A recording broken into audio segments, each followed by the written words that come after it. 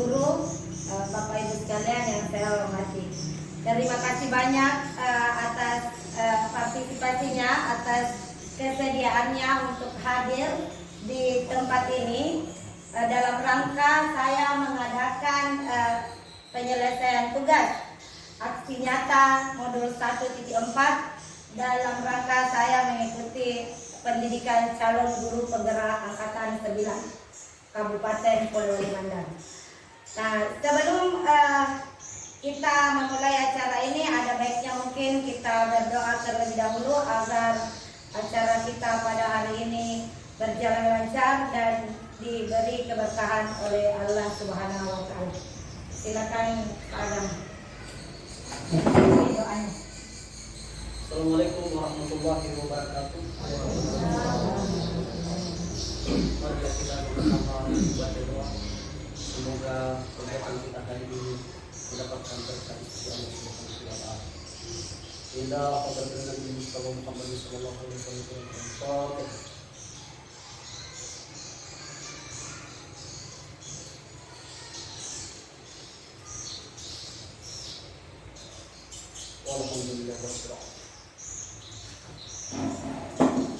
Baik, terima kasih.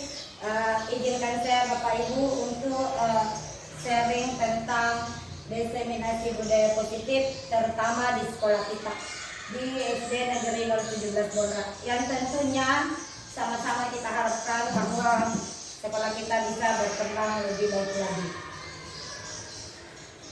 Salam bahagia.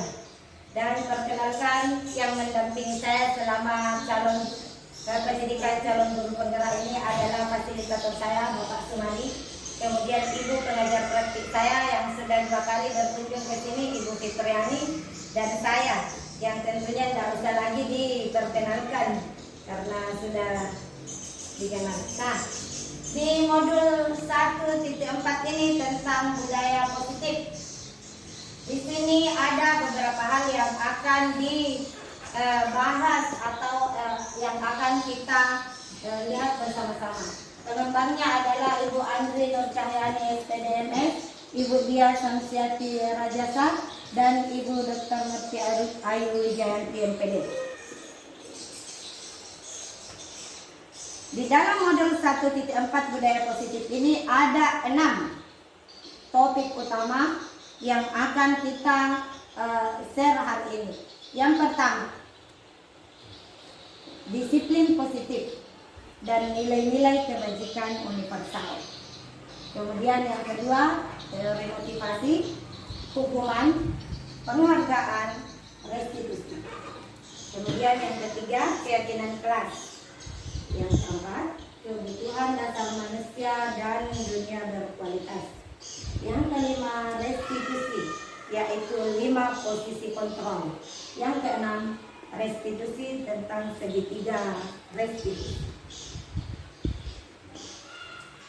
Di dalam pembelajaran 1 tentang disiplin positif dan nilai-nilai kebajikan universal.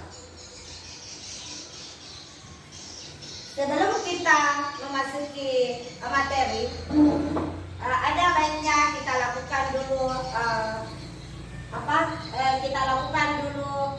ice breaking dengan mencoba.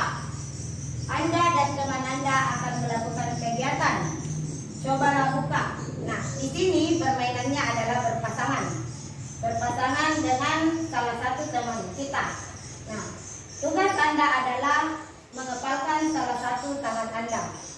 Kemudian coba bayangkan bahwa Anda menyimpan sesuatu yang sangat berharga di dalam kepalan tangan itu. Anda perlu menjaga benda tersebut sekuat tenaga Anda, karena hal ini begitu penting. Kemudian tugas orang kedua adalah mencoba membujuk Anda membuka kepalan tangan Anda dengan segala cara, yaitu boleh membujuk, ataukah boleh menghardik, ataukah boleh mengintimidasi, memarahi, menggoda, menggelitik, bahkan mungkin menawari Anda uang agar Anda membuka kepalan tangan Anda. Nah,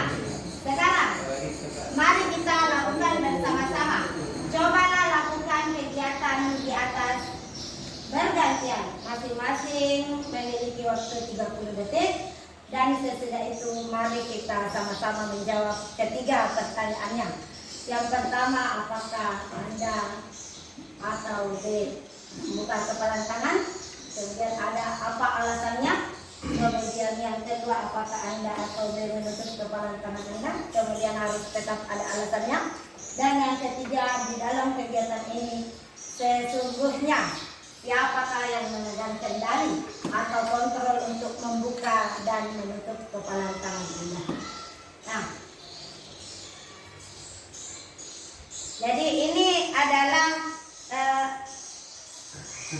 ini adalah permainan 30 detik Bapak Ibu. Kira-kira jika kita memiliki sesuatu yang berharga, apa yang akan kita lakukan dengan hal tersebut? Ada yang bisa bantu saya menjawab? Bapak Ibu? Contohnya apa kira-kira? Jika kita mengepalkan tangan dan hal ini adalah sangat rahasia dan sangat penting, apakah lawan kita bisa membuat kita membuka kepalan tangan? Bagaimana Bapak Ibu? Bagaimana Ibu Nursan?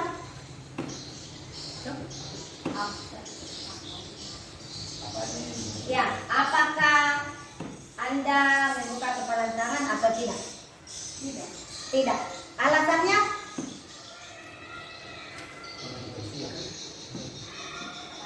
Alasannya karena sesuatu itu ya cuma saya yang harus tahu. Karena sesuatu itu cuma hanya dia yang harus tahu. Apakah walaupun dimarahi atau diancam dibunuh sekalipun Anda tidak akan membuka kepalan tangan? Ya kalau dibunuh berubah pikiran ternyata. Bagaimana bapak-bapaknya? Apakah memiliki pendapat yang lain? Yang dulu dia bertanya, apa artinya yang ada di tanganmu? Apakah rahasiamu pribadi atau rahasia lawan? Iya. Rahasia sendiri. Oh, rahasia. Yang jelas hal ini sangat penting Bapak Ibu. Terbentuk saya Pak. Iya, tergantung pilihan. Nah, bagaimana bapak-bapaknya? Diancam dong, atau diancam caranya? Bapak Asnawi membuka kepalan tangan. Alasannya apa? Karena barang yang saya disembunyikan itu perlu diketahui orang, karena barang ini akan dilelang. Iya. Padahal tadi Pak sudah. Barang ini memang berharga. Barang ini saya mau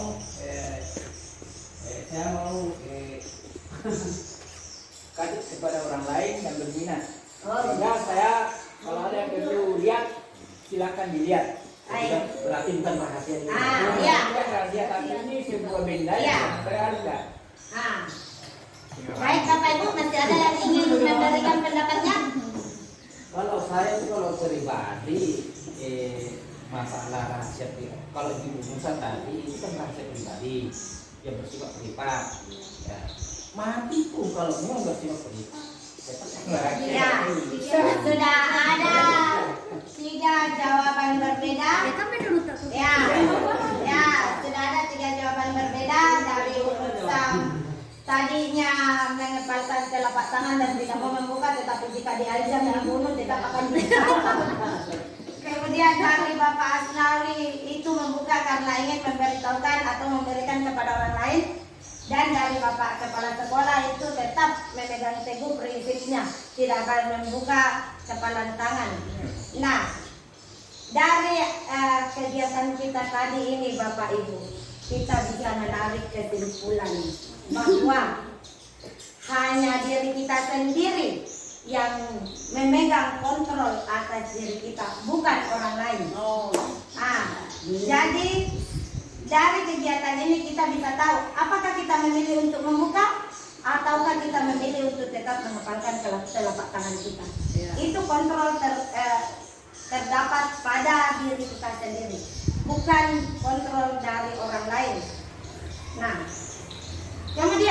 psikiater dan pendidik Dr. William Glasser dalam teori kontrol yang di kemudian hari berkembang dinamakan Choice of Theory, meluruskan beberapa miskonsepsi tentang makna kontrol. Ini tadi ya.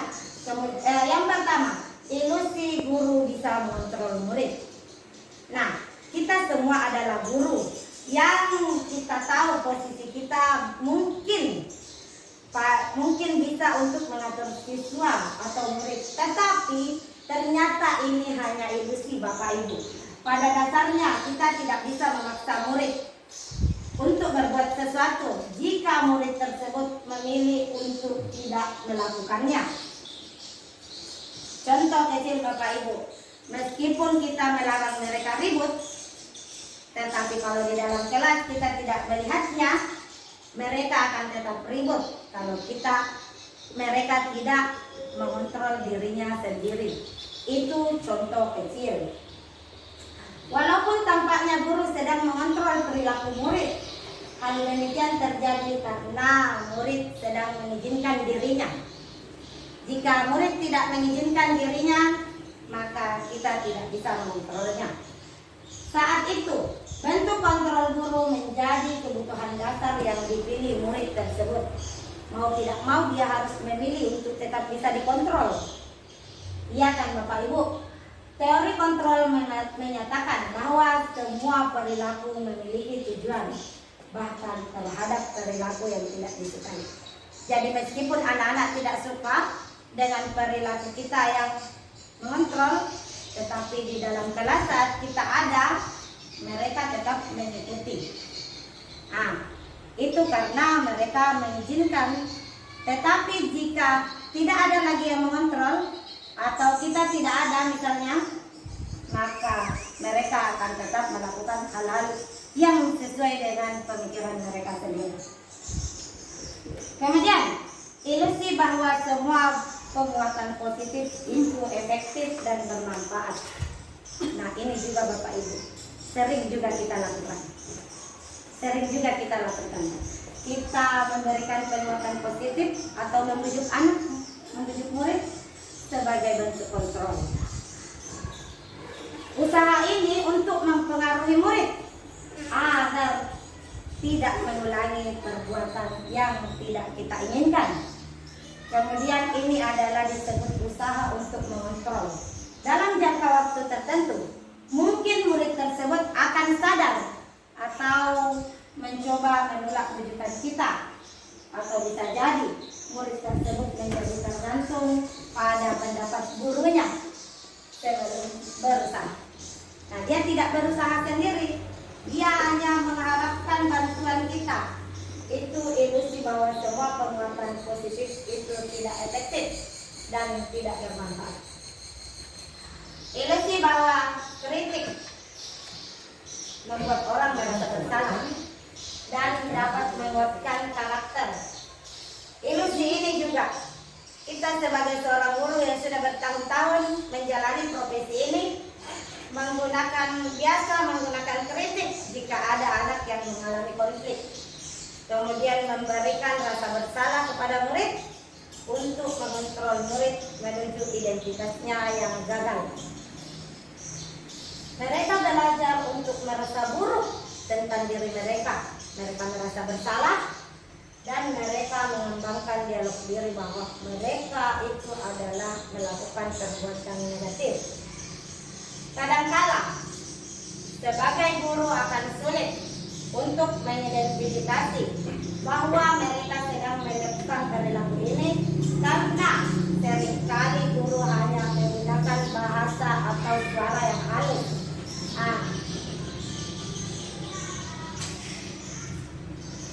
Kemudian untuk menyampaikan pesan-pesan negatif.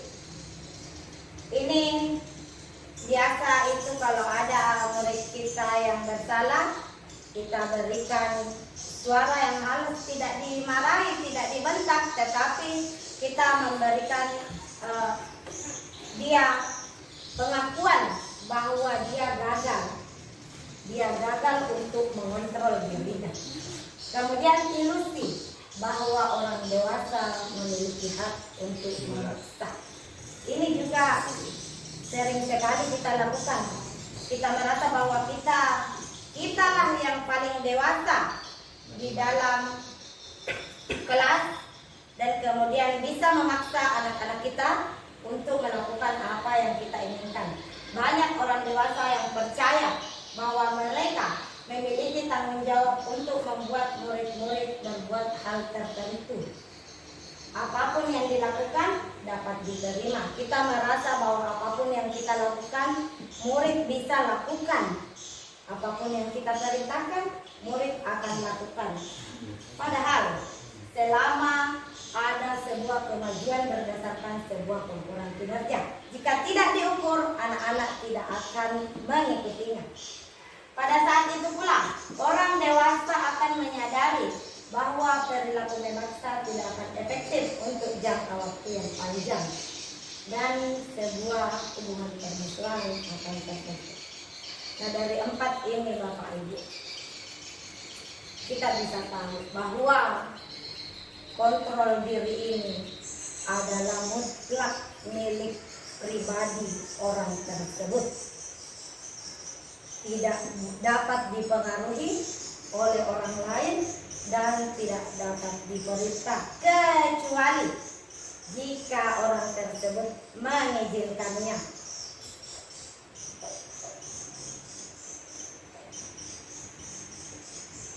Ada pertanyaan di sini Bapak Ibu? Tidak ada? Kita lanjut. Ada yang menanyakan ini. Ini kan masalah kontrol kontrol diri sendiri, mengontrol orang lain, mengontrol yang bersenjata dari orang lain. Ya. Kalau saya baca di atas ini, ada sebenarnya ada memang hal yang harus dikontrol dan ada hal yang tidak bisa sama sekali dikontrol. Memang ada yang bersifat artinya kan itu siswa itu ada bakat minat masing-masing di bawah. Tetapi apabila tidak diarahkan, maka itu tidak berfungsi juga. Maka itu peran guru itu harus bagaimana caranya mengarahkan itu anak supaya bakat dan minat yang ada pada dirinya itu terarah dengan baik. Masalahnya kadang-kadang juga anak-anak itu terpengaruh pada lingkungan, terutama sekarang dunia modern, IT, TikTok, ini yang paling berpengaruh sekali. TikTok, mengapa itu kejadian-kejadian di sekolah itu ada itu mengebuli biasanya, itu main-main sebenarnya, main-main sebenarnya, tapi dia itu tidak merasa bahwa itu bisa mencelakai. Nah itu juga perlu dikontrol. Intinya kalau bagi saya kontrol itu ada yang bisa dikontrol dan ada yang tidak bisa dikontrol. Kalau bersifat pribadi, bersifat privat, memang tidak bisa dikontrol karena itu hak pribadi, memang itu rahasia. Tetapi kalau bersifat perkembangan tentang bakat dan minat itu anak memang harus dikendalikan. Artinya dikendalikan itu diarahkan, bukan membatasi. Beda membatasi dengan diarahkan.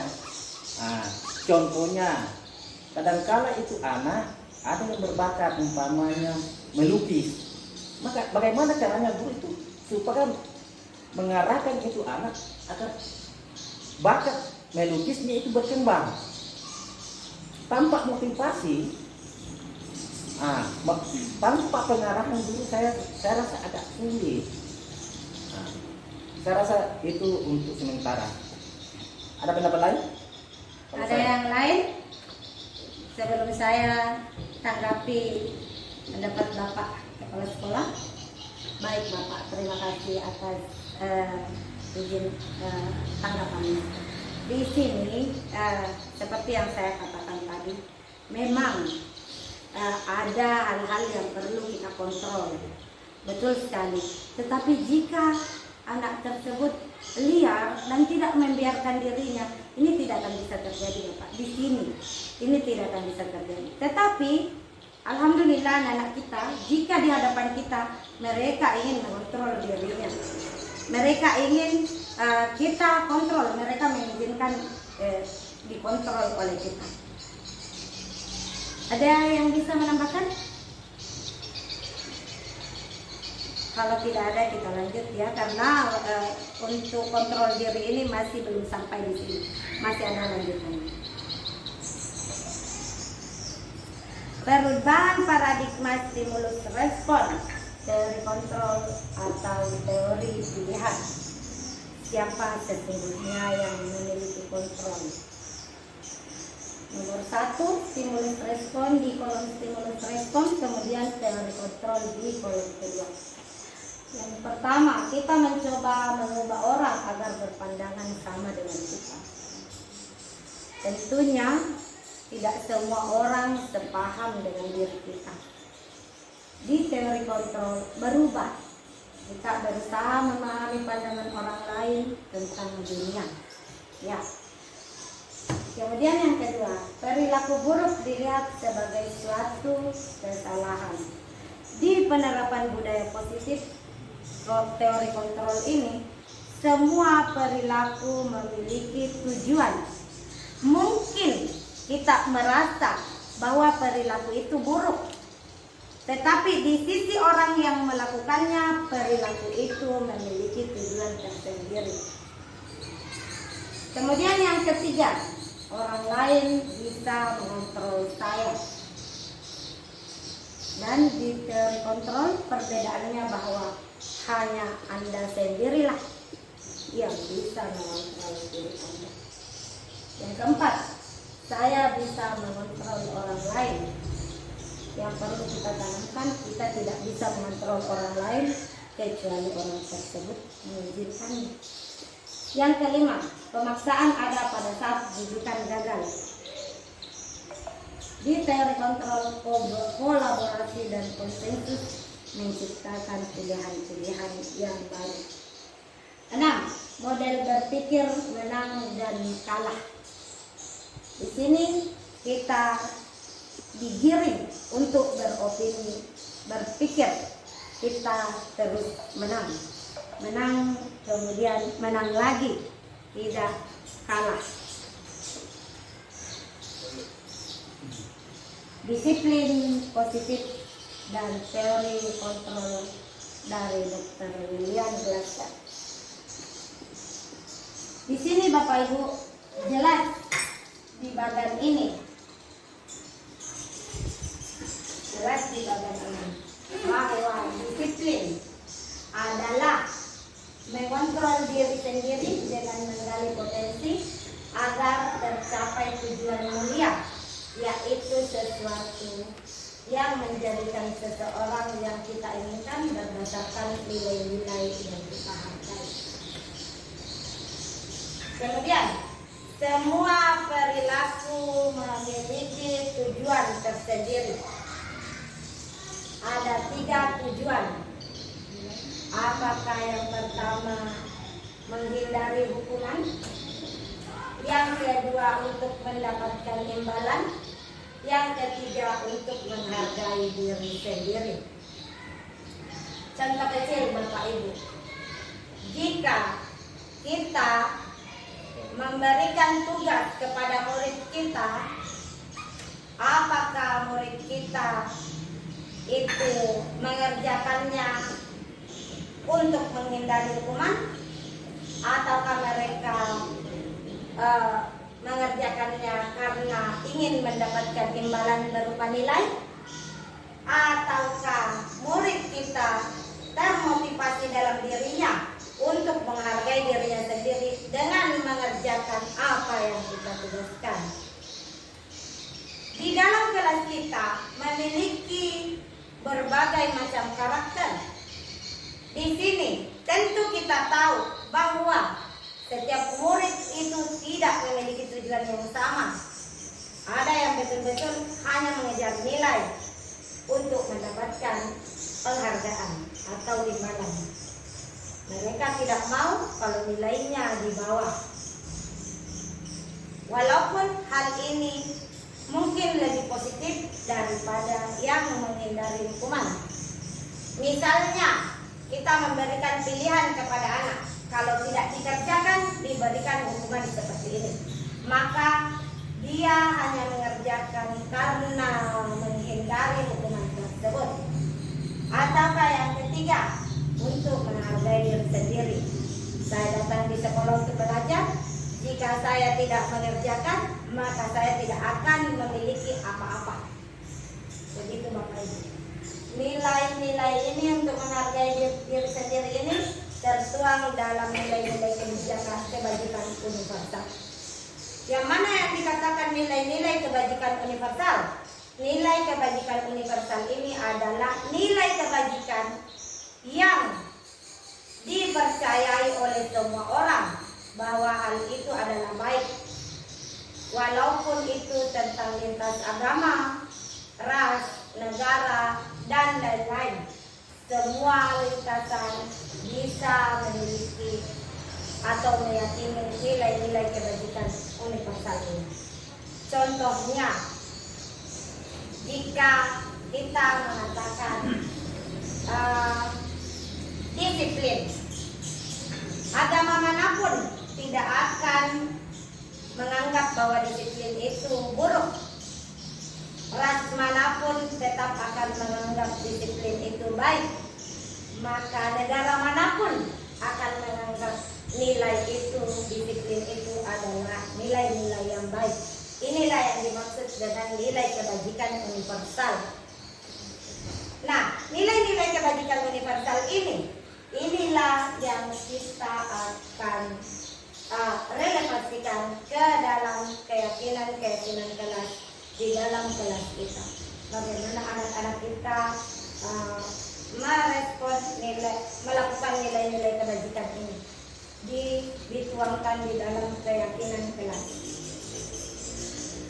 Kemudian model berpikir menang dan menang, kolaborasi dan konsensus menciptakan pilihan-pilihan baru. Nah, di sini Bapak Ibu, penting sekali untuk kita seorang guru mengetahui bahwa ada 5 posisi kontrol yang ada di dalam diri semua orang. Yang ada di dalam diri semua orang. Atau kita saja sebagai guru, kontrol apa yang kita miliki, ini yang perlu kita sama-sama renungi. Yang pertama, kontrol penghukum. Di sini yang dimaksud kontrol penghukum adalah jika anak memiliki kesalahan, kita tidak ingin mengetahui apapun alasannya atau apapun argumentasi yang dia berikan, kita tetap akan menghukum. Dengan alasan apapun, anak tersebut harus dihukum. Kemudian, membuat rasa bersalah. Nah, kita juga sebagai guru kadang-kadang, saya pribadi pun pernah melakukan hal ini, membuat anak merasa bersalah. Memberikan motivasi, memberikan kata-kata, walaupun kata-kata tersebut tidaklah keras, tetapi kita menghantam jiwanya dengan rasa yang bersalah. Kita memberikan kata-kata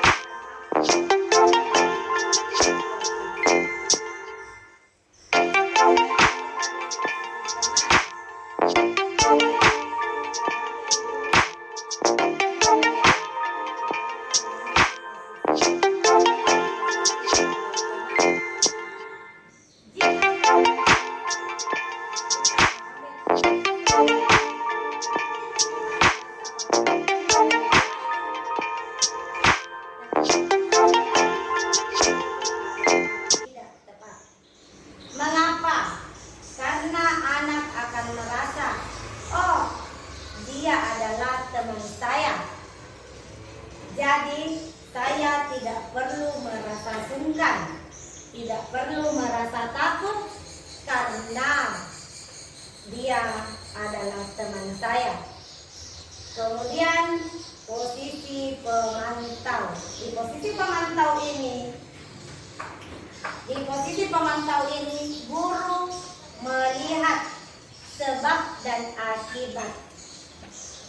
Jika kita memilih posisi pemantau, kita akan melihat apa penyebab dari anak tersebut dan kemudian memberikan konsekuensi sesuai dengan kesepakatan di keyakinan kelas yang telah kita buat.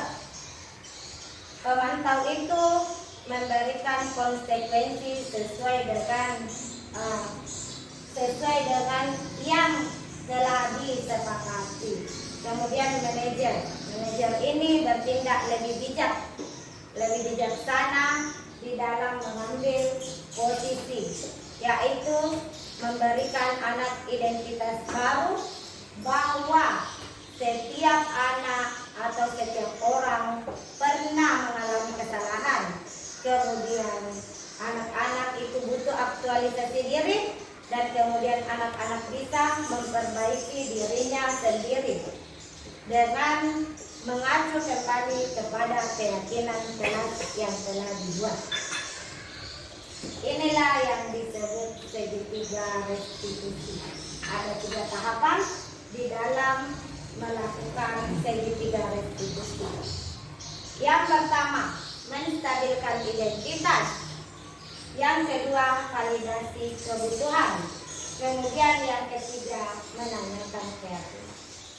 Menstabilkan identitas di sini Bapak Ibu, tentu jika anak bersalah, anak tahu sendiri bahwa itu adalah kesalahan. Dia akan sadar sendiri bahwa oh saya bersalah.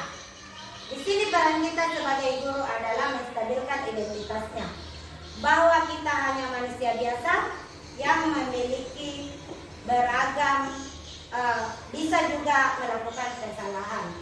Kemudian untuk memvalidasi kebutuhan apa? Kebutuhan tentang dirinya sendiri, kebutuhan apa yang akan dia penuhi. Karena ada 5 kebutuhan dasar manusia yang di kotak berwarna hijau. Ada 5 kebutuhan dasar manusia: kebutuhan bertahan hidup, kebutuhan akan penguasaan, kebutuhan tentang kasih sayang dan rasa diterima, kebutuhan tentang kesenangan, dan tentang kebebasan. Setiap anak tentu memiliki alasan. Misalnya, anak-anak bermain di dalam kelas. Apa yang dia butuhkan sehingga dia bermain dan tidak memenuhi tugasnya? Dia mungkin mencari kesenangan dirinya. Itu kebutuhan dasar ini adalah kebutuhan yang wajib dipenuhi oleh manusia itu sendiri. Jika salah satunya tidak terpenuhi, maka kita atau anak-anak yang lain atau murid-murid akan mencari di mana dia bisa mendapatkan kebutuhan dasar ini, walaupun dengan cara negatif sekalipun. Nah, kemudian menanyakan keyakinan. Tentu anak-anak tahu dan punya keyakinan sendiri bahwa ada hal-hal yang benar yang harus dia lakukan. Hal-hal benar itu kemudian akan mereka pikirkan sendiri dan pecahkan sendiri, dibantu oleh gurunya dengan menanyakan keyakinan. Kemudian kita pindah realitas, walaupun tadi sudah sedikit disinggung ke sana. Realitas dan kebutuhan kita berbeda. Kita berusaha memahami pandangan orang lain tentang dunia. Setiap orang memiliki gambaran yang berbeda. Tentu kita sadari bahwa kita punya kebutuhan. Kebutuhan dasar ini yang kita harus penuhi. Bertahan hidup. Kira-kira bagaimana cara kita bertahan hidup? Bapak Ibu, ada yang bisa memberikan saya contoh bagaimana kita bisa bertahan hidup? Pak Agama mungkin?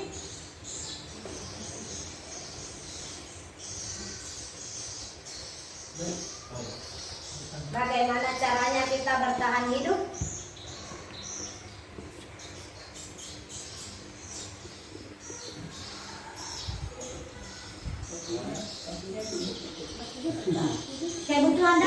Kebutuhan dasar yang akan kita penuhi.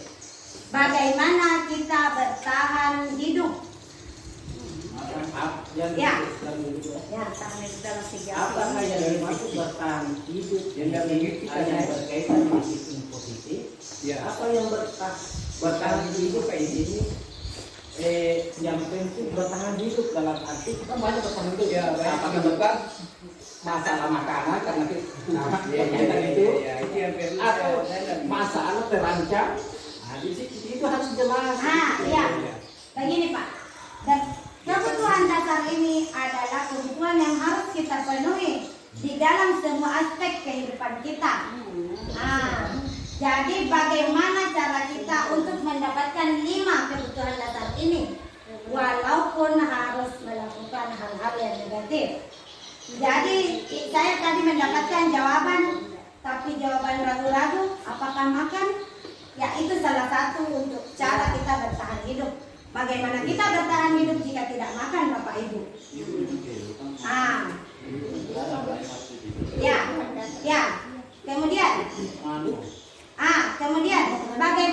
Kemudian Bapak Ibu, kemudian bertahan hidup dalam hal negatif ini tentu banyak orang yang melakukannya. Bertahan hidup dalam hal negatif. Contoh, tidak akan ada pencuri jika tidak dia memilih bertahan hidup. Ya kan? Mungkin mereka mencuri karena untuk memilih bertahan hidup. Tetapi jika kita memilih bertahan hidup dengan positif, maka kita lebih memiliki nilai yang lebih baik. Kemudian kebutuhan akan kekuasaan. Setiap orang memiliki rasa untuk menguasai orang lain. Walaupun itu tentang murid-murid kita. Mungkin kita merasa di dalam kelas kita bisa menguasai mereka dengan memberikan perintah-perintah. Bagaimana Bapak Ibu? Kemudian anak-anak kita di rumah. Mungkin kita merasa, oh kita berkuasa dengan anak-anak kita. Itu adalah kebutuhan dasar penguasaan. Kemudian rasa kasih sayang dan rasa diterima. Ini tidak dipungkiri. Kita semua menginginkannya. Kita semua tentu menginginkan disayangi. Kemudian kita semua menginginkan diterima. Diterima di mana? Bukan hanya diterima di tempat kerja, di rumah, dan di semua lingkungan. Kita menginginkan perasaan itu. Murid-murid kita juga seperti itu. Murid-murid kita juga seperti itu. Ingin kasih sayang dan ingin mereka diterima dengan baik. Walaupun kita beranggapan, anak ini tidak mungkin bisa berubah lebih baik, tetapi mungkin dia memiliki kebutuhan dasar yang belum terpenuhi. Kemudian rasa senang. Rasa senang. Semua orang ingin memiliki kesenangan. Jadi mungkin, namun cara orang berbeda-beda untuk memenuhi kesenangan ini. Ada yang memenuhi kesenangan ini dengan mencari hiburan, apakah lihat video, atau nonton TV, atau jalan-jalan, itu memenuhi kesenangan, ataukah mengganggu orang lain dengan cara negatif. Kalau ada temannya menangis, dia mendapatkan kesenangan dan kepuasan. Mungkin rasa senang tersebut dia dapatkan dari itu. Ya. Kemudian kebebasan.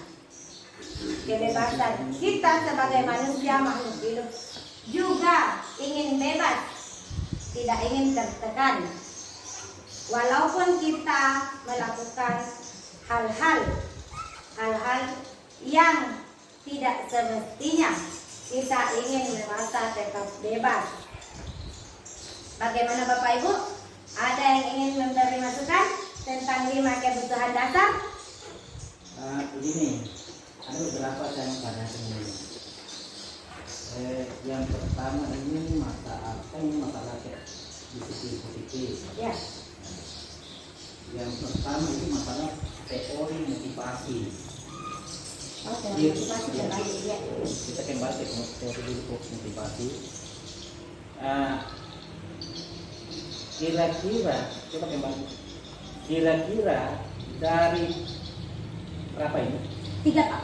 Dari 3 ini sebagai guru yang mana yang paling cocok posisi kita, yang paling cocok diterapkan di sekolah agar tidak terlalu tidak menerapkan kontrol yang berlebihan pada anak-anak. Yang kedua, bagaimana cara penerapannya? Ini masalah penerapan karena ini yang lebih penting. Ya. Bagaimana cara penerapannya sehingga dapat dipertanggungjawabkan dengan mudah pada orang tua siswa, bukan pada pimpinan, ya, pada orang tua siswa. Begitu juga di 5 posisi kontrol. Ya. Sebagai guru, di mana posisi yang paling tepat? Apakah di Semantan, di Tema, di manajerial, atau di penghukum? Kemudian di masalah penerapan ini lagi, kembali ke penerapan. Ya. Sebab ini bukan semata-mata dipertanggungjawabkan kepada pimpinan, tetapi lebih utama pertanggungjawabannya kepada orang tua. Ya. Karena kita sadari bahwa kadang-kala kita memberikan teguran sama anak-anak, justru orang tuanya datang marah-marah.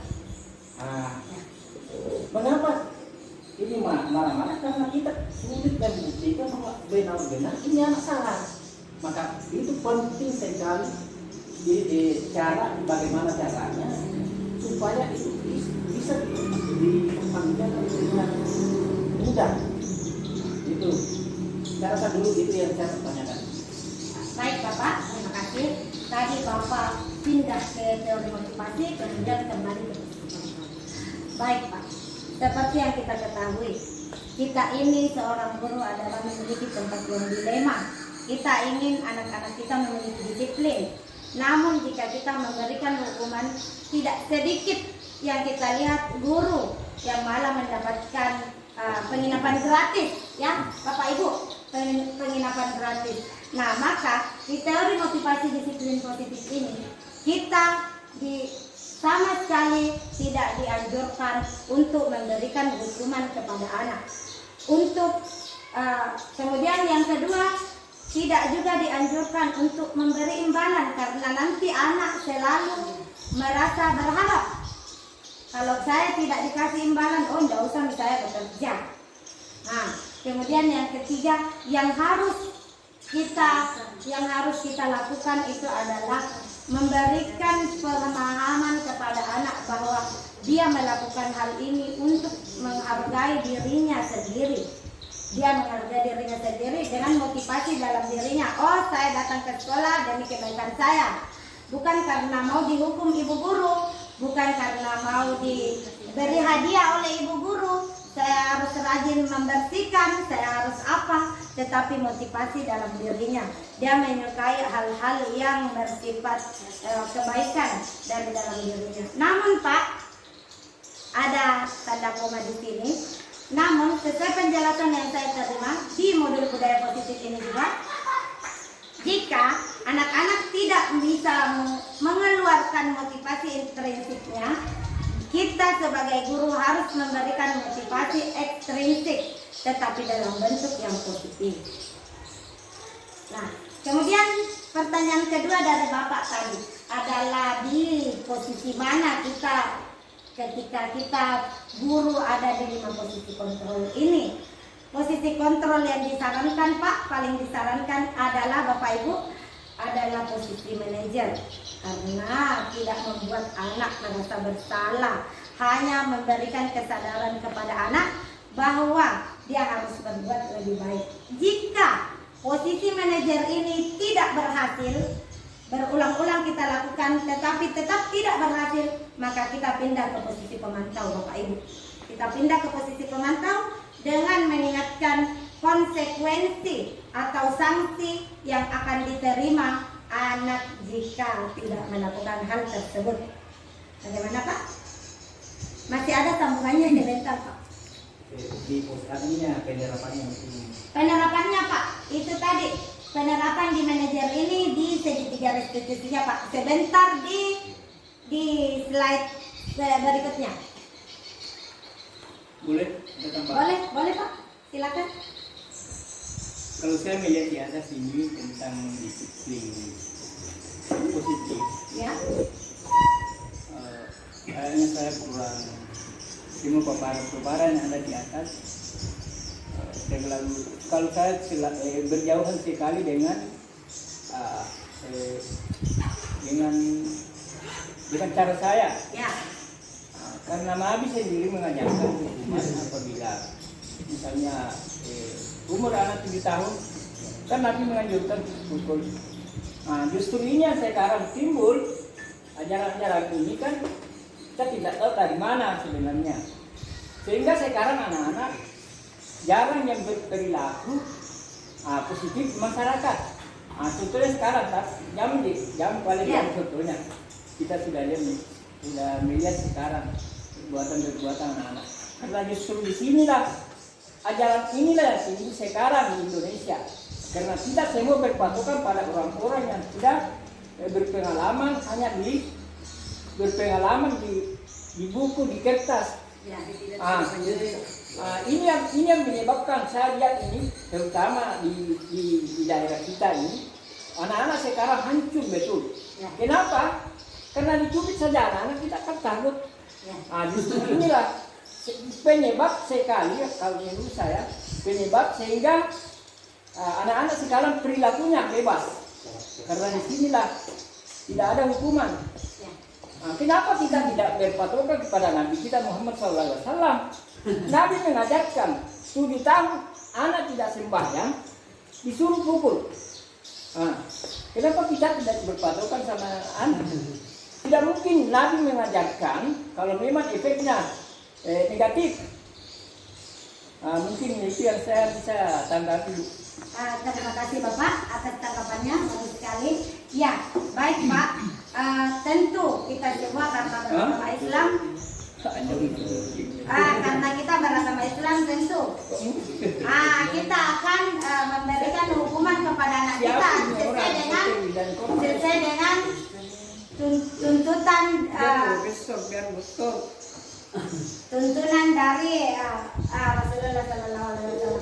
Tetapi penghukuman itu mungkin tidak menghukum secara terlalu menyakiti Pak.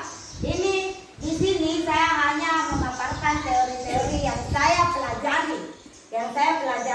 dan saya terima di modul ini. Ya Pak, saya tidak menyangkal dengan apa yang Bapak katakan. Saya tidak mungkin menyangkal karena saya juga seorang muslimah. Jadi kalau saya menyangkal maka saya akan termasuk mungkin ke dalam musyrik. Tapi teori yang saya terima ya seperti inilah Pak. Ini yang saya jelaskan sesuai dengan apa yang saya terima. Ya itu tidak akibatnya karena teori-teori yang sekarang itu yang muncul diajarkan sama pendidik tidak bisa ditulis, tidak bisa pukul. Sedangkan anak apa jadinya sekarang? Ya.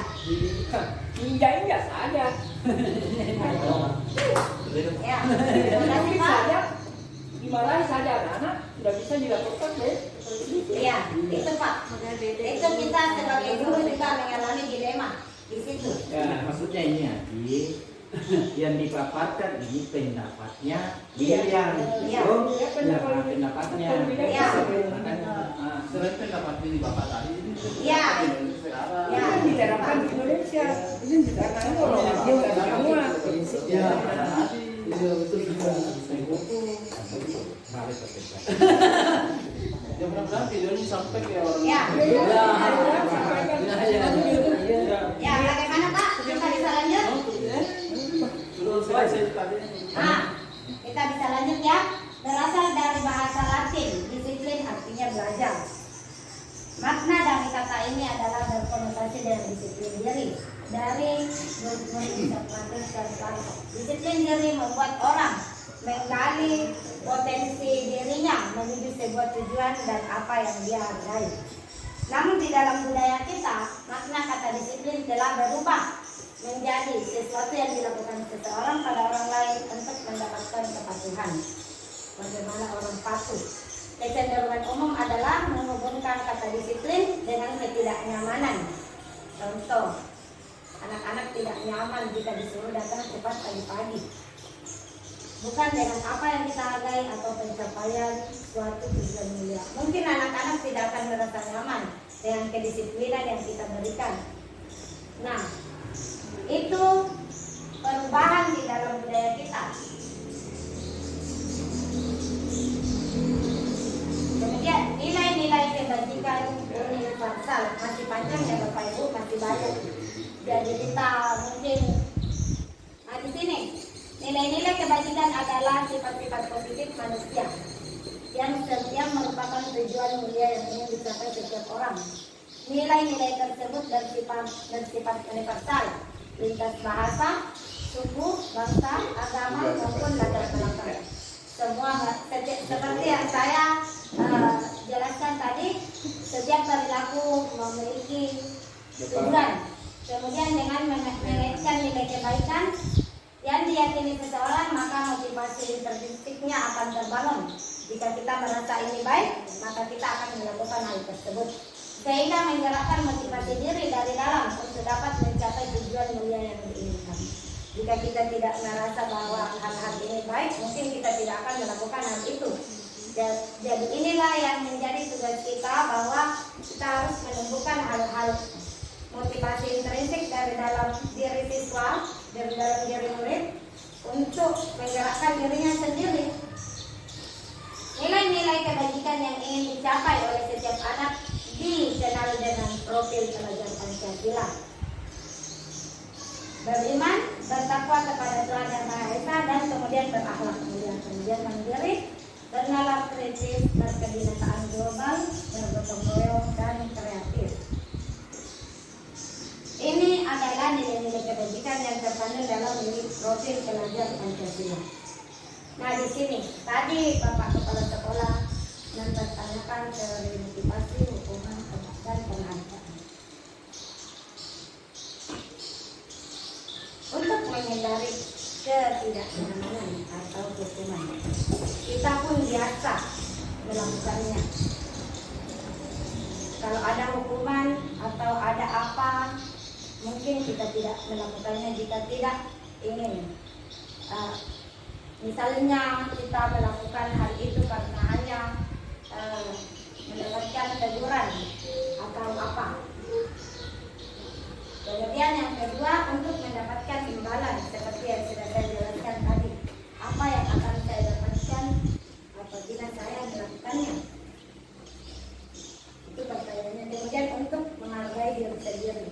Ini motivasi utama. Saya akan menjadi orang yang seperti apa apabila saya melakukannya. Ketiga hal ini adalah motivasi perilaku manusia. Bagaimana anak menumbuhkan motivasi internalnya. Walaupun tadi seperti yang saya jelaskan, bahwa motivasi internal ini jika tidak tumbuh, maka bisa kita berikan motivasi dari luar atau motivasi eksternal. Dihukum oleh penghargaan. Yang mana yang dikatakan dihukum oleh penghargaan. Seperti yang saya terima di materi disiplin positif ini, Bapak Ibu, mengapa sekarang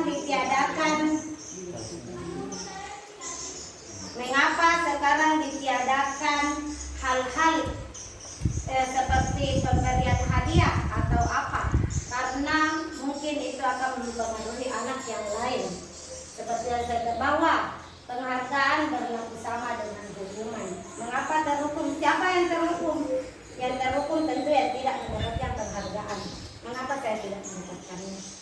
Kemudian dalam arti meminta atau menunjuk seseorang melakukan sesuatu untuk memenuhi suatu tujuan tertentu dari orang yang meminta atau menunjuk. Contoh kecil, jika kita memberikan hadiah kepada salah satu murid kita saja, mengapa kita tidak memberikan ke semuanya? Tentu kita punya alasan sendiri mengapa kita melakukan itu. Namun ternyata hal ini memberikan pengaruh terhadap pemikiran murid-murid yang lain.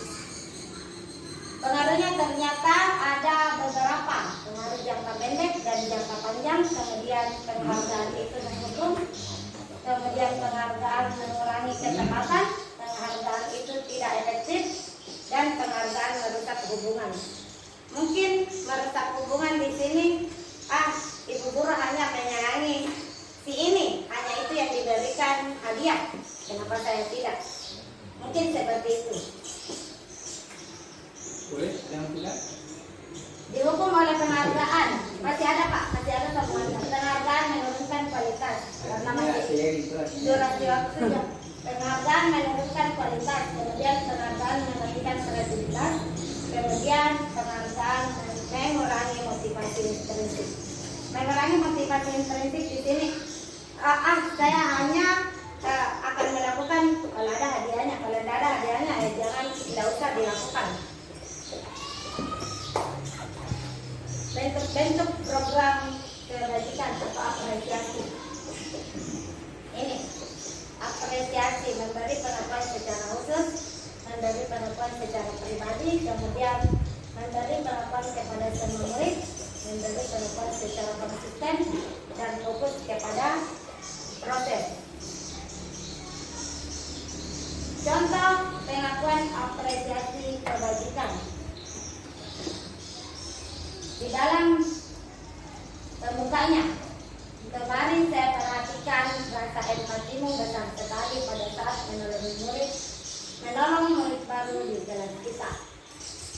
Kemudian ini contoh pengakuannya Bapak Ibu. Kemudian saya menghargai kepedulianmu pada saat kamu membantu teman-temanmu di kelompok. Dan terima kasih untuk rasa tanggung jawabmu pada saat kamu mengunjungi kertas-kertas yang berserakan di lantai. Kita juga perlu memberikan apresiasi terhadap anak agar motivasi intrinsiknya bisa terbangun. Di sini di hukuman atau konsekuensi, apa perbedaan antara hukuman dan konsekuensi? Hukuman dan konsekuensi mungkin terdengar atau dalam perlakuannya sama, tetapi pada dasarnya berbeda ya Bapak Ibu.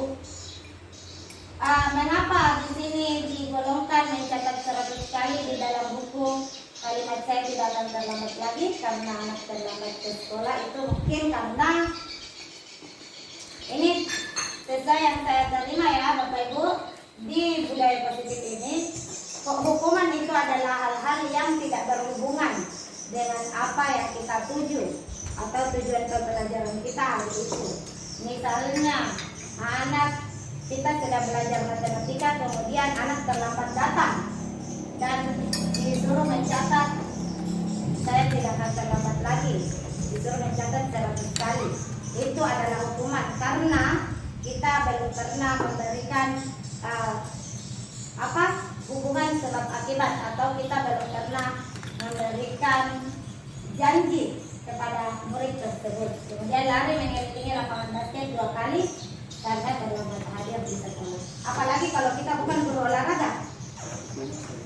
Jika mungkin guru olahraga kemudian sementara di lapangan basket, mungkin ini termasuk konsekuensi.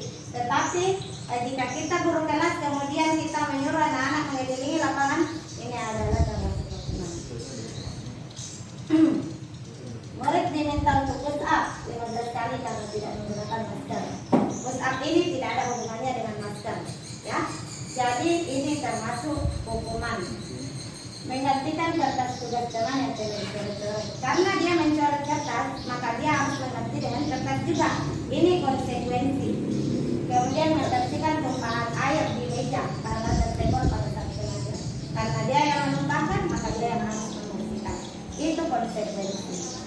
Murid disuruh untuk mengenakan sepatu, tidak mengenakan sepatu seharian di sekolah tanpa tidak mengenakan sepatu hitam. Itu adalah hukuman. Pakai sepatu tapi bukan sepatu hitam. Ini masih ada hukuman. Sesuatu yang menyakitkan yang harus terjadi. Berbeda dengan konsekuensi sesuatu yang harus terjadi yang sudah diketahui anak. Membuat anak sakit, apakah sakit fisik atau sakit hati untuk jangka waktu yang lama. Kemudian membuat anak merasa tidak nyaman dalam jangka waktu pendek. Konsekuensi karena dia sudah tahu, oh ini yang akan terjadi ketika saya melakukan hal ini. Jadi dia tidak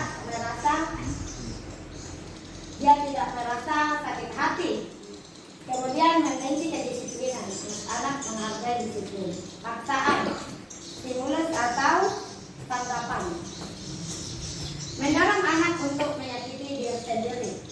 Kemudian mendorong anak untuk menyelesaikan diri. Konsep diri yang buruk. Dia jika diberikan hukuman, anak akan membuat konsep dirinya buruk. Kemudian jika konsekuensi, dia akan menganggap dirinya itu harus memang menerima hal tersebut.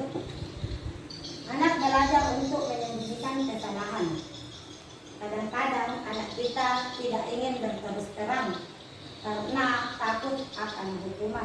Tetapi jika mengetahui konsekuensinya, maka anak belajar untuk mematuhi peraturan. Kemudian marah, rasa bersalah dipermalukan dan merasa tak dihargai. Jika dikonsekuensi kehilangan hak, dibuat tidak nyaman, dihasilkan untuk sementara waktu, hanya sementara waktu. Itu pun dengan sepengetahuan mereka. Kemudian restitusi. Restitusi adalah proses menciptakan kondisi bagi murid untuk memperbaiki kesalahan mereka, sehingga mereka bisa kembali pada kelompok mereka dengan karakter yang lebih kuat. Restitusi juga merupakan proses kolaborasi yang mengajarkan murid untuk mencari solusi untuk masalah mereka dan membantu murid untuk berpikir tentang orang seperti apa yang mereka inginkan dan bagaimana mereka harus memperlakukan orang lain, bagaimana tujuan mereka hidup dan bagaimana mereka memperlakukan orang lain. Ini hukuman konsekuensi dan restitusi, Bapak Ibu.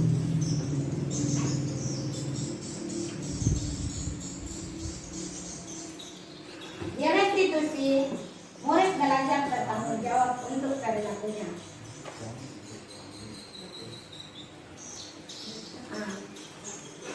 Di hukuman, sesuatu yang menyakitkan harus terjadi. Kalau konsekuensi, sesuatu itu harus terjadi ya karena sudah diketahui. Kemudian di restitusi merupakan pilihan. Apakah dia memilih untuk melakukan hal tersebut atau melakukan hal yang lebih baik.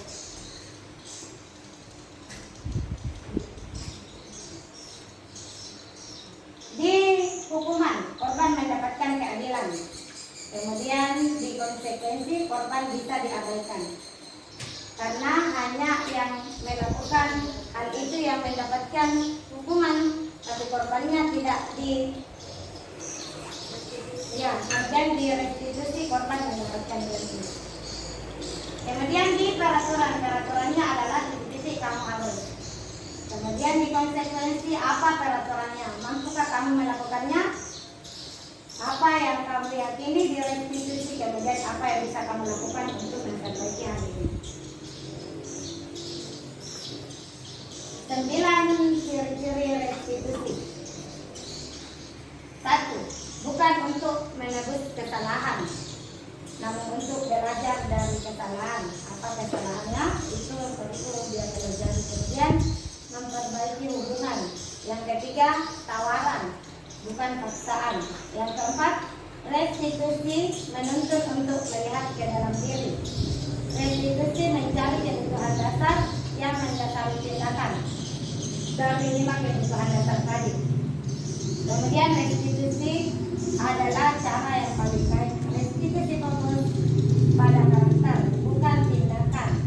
Bagaimana karakter anak kita bangun. Kemudian 8, restitusi fokus kepada solusi.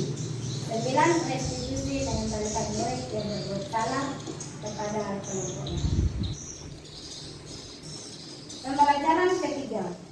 Keyakinan kelas. Nah, di dalam lingkaran yang paling kecil, kita mengetahui bahwa ada peraturan.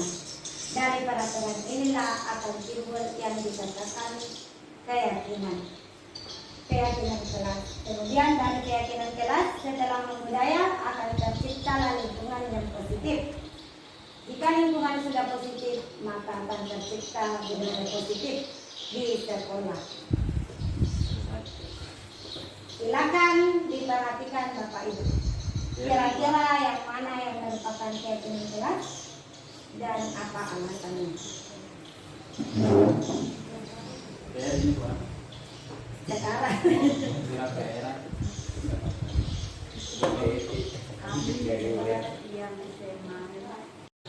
Ada yang bisa menjawab? Yang mana yang merupakan keyakinan kelas dan apa alasannya?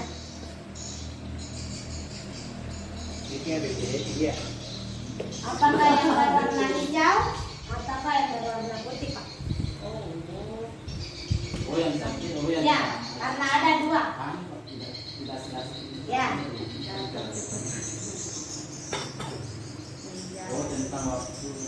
Ya. Yang mana yang merupakan keyakinan kelas dan mengapa? Kalau yang hijau, ada yang berpendapat yang hijau? Yang mana yang merupakan keyakinan kelas? Keyakinan kelas. Keyakinan? Ya. Keyakinan kelas. Yang mana? Siapa yang berpendapat yang hijau? Ya, hijau papaya. Ya. Yang lain? Belum sampai. Ini antara ini Yang hijau atau yang putih? Yang hijau atau yang putih? Yang merupakan keyakinan kelas? yang hijau ya, yang hijau. Maksudnya ini Pak, bukan bacaannya Pak. Hah? Antara ini yang putih dengan yang hijau. Ya. Yang hijau. Yang ada Yang gambarnya. bagus warnanya. Yang ada gambarnya. Ya, itu alasannya. Karena bagus warnanya. Wah. Bagaimana yang lain? Oh, senang. Kesepakatan. Yang mana yang dipilih? Iya, Yang hijau atau yang putih kan tinggal ditentukan Pak. Yang mana yang dipilih? yang hijau. Yang hijau. Semua yang hijau. Karena ya bacaannya di tadinya. Ya. Tapi Bukan tulisannya Pak. Pacar baru. Kan ini Pak, keyakinan kelas. Ini adalah salah satu contoh keyakinan kelas yang terpajang di salah satu sekolah. Nah, ini. Yang putih, yang hijau. Ada bertanya salah. Ya. Yang alasannya pertama itu kalau ada kesepakatan, lantas ada ada katakanlah bahasa dipakai, Ya. ada pelanggaran, maka dia akan masuk konsekuensi. Konsekuensi. Nah. Ya, Pak. Dia melakukan hukuman. Ya. Karena itu Tapi yang ditanyakan di sini Pak keyakinan kelas Yang mana keyakinan kelas? Itu saya Di sini Pak ditanyakan yang mana yang keyakinan kelas? Apakah Warna yang putih berwarna saja, hijau? Ibu. Apakah yang berwarna putih Pak? warna putih. Ah, Kesepakatan kelas sebelah sini, keyakinan kelas warna putih kalau saya. Nah, kalau berwarna yang putih. Apa aja soalnya? Keyakinan kelas. Ah, Warna bagaimana tadi? Kalau keyakinannya mungkin di sini. kesepakatan sebelah sana. Ya. Nah, kesepakatan di sana. Warna hijau. Ah, Oh ya, semua namanya kesepakatan itu sekarang. Ya kan, nggak pancing ini pertanyaannya yang mana keyakinan mana kesepakatan. Bagus pada sini. ya. Ya, alasannya itu karena berwarna ya, Pak ya. Nah, bagaimana Posman? Oh, senang. Yang mana Posman? Tinggal dipilih saja Pak, yang hijau atau yang putih? Yang Yang putih. Putih juga. Alasannya Pak, bisa dikemukakan? Keyakinan kami guru dan murid yang saling menyayangi. Ya, yakin. Yakin kalau saya menyayangi antara guru dan murid. Itu masalah pribadi itu. Nah, Masalah pribadi itu kalau Bukan keyakinan. baik Bapak Ibu. Ini tadi jawabannya Baik Bapak Ibu. Ah, ketika kami diberikan materi ini juga banyak sekali yang salah alat ini Bapak Ibu. Tetapi ketika kita memperhatikan apa instruksi dalam pertanyaan ini, keyakinan kelas apa yang kita yakini, bukan hanya murid, tetapi guru juga harus melakukannya. Maka yang benar adalah sesuai keyakinan adalah yang berwarna putih, Bapak Ibu. Karena di warna putih ini mengandung nilai-nilai kebajikan yang universal. Kalau di sini hanya mengandung peraturan-peraturan. Ya, ternyata ada yang benar, alhamdulillah. Kegiatan pendalaman keyakinan kelas untuk membuat keyakinan kelas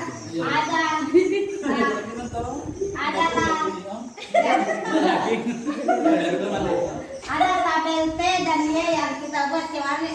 Ya, ketika membuat keyakinan kelas, kita bisa memberikan kepada anak bagaimana dia berpikir, apa yang tampak, apa yang tidak tampak, yang biasa dia lihat di sehari-hari. Kemudian di tabel Y, apa yang terdengar, apa yang terlihat, dan bagaimana dia berperilaku di sekolah. Begitu.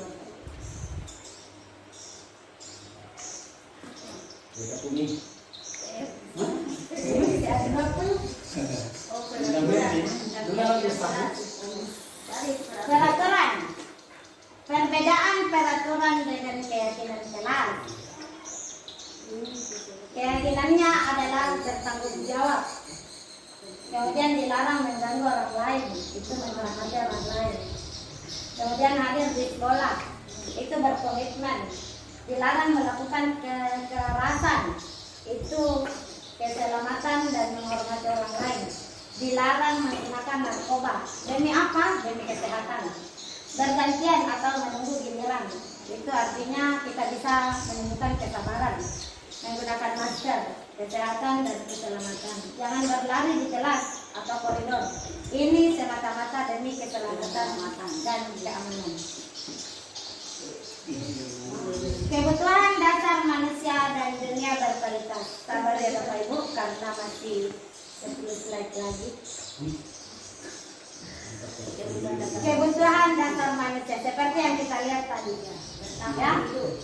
Kita semua bertahan hidup, kemudian kita butuh rasa kasih sayang dan dirasa, kemudian rasa penguasaan, kesenangan dan kebebasan.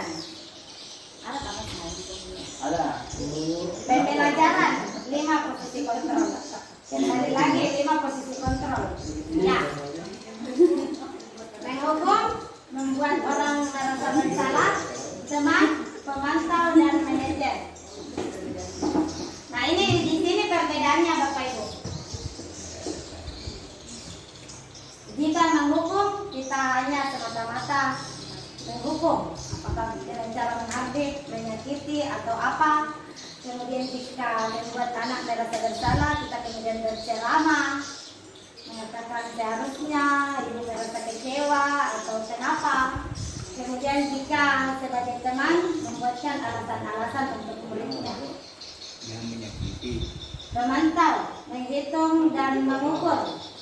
Kemudian manajer mengajukan pertanyaan-pertanyaan. Kaitannya dengan dunia berkualitas. Yang dikatakan dunia berkualitas adalah dunia yang murid pikirkan. Bagaimana murid berpikir apa yang akan terjadi dengan saya di masa depan.